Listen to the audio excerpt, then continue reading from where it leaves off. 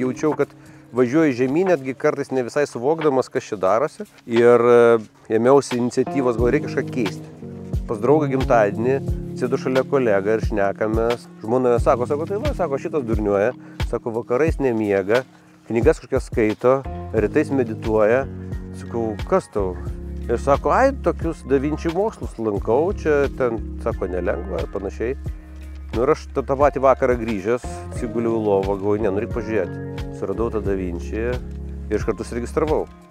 Tai va tai buvo tas pirmas impulsas. Ir tas ilgainiui sukūrė man tokius labai aiškius tikslus, ko aš noriu. Tai pirmas dalykas, kokiu aš noriu santykių savo vaikais.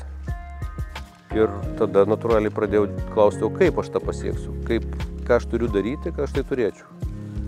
Ir ten tokių buvo labai daug ir pakilimų ir nukritimų.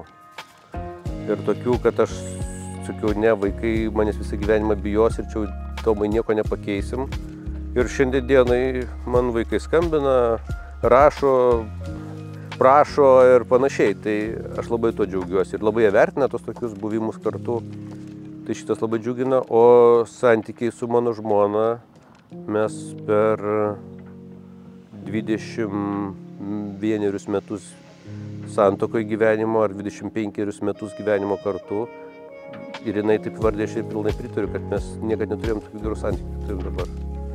Tos laimės, tos tokios pilnatvės žymiai daugiau šitoj srityje.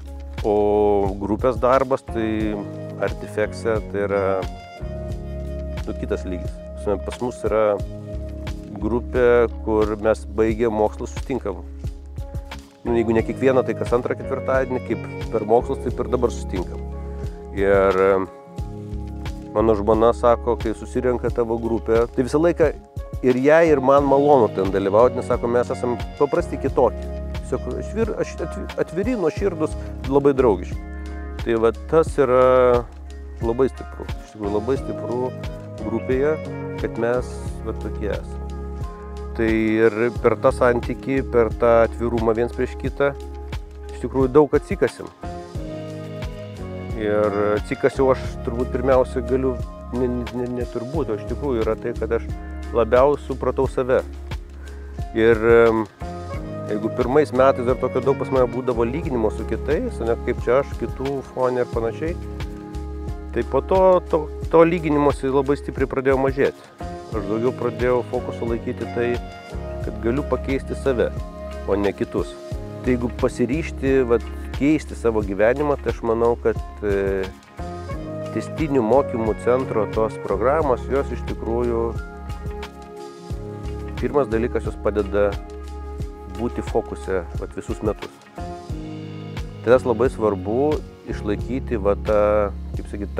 išbūti tam kolidoriui, kuris veda į tą pokytį. Nes tiek daug yra to blaškymo aplink mus, kur ten atrodo, čia gal paprasčiau, galima kažką padaryti, dar kažką. O čia yra toks labai kryptingas vedimas. Tai aš sakyčiau, tie, kurie supranta, kad jų pokyčiai ilgalaikiai priklauso nuo to išlaikymo dėmesio, tos nuoseklumo ir atkakliai judėti tą tikslą, tai čia labai puikiai priemonė.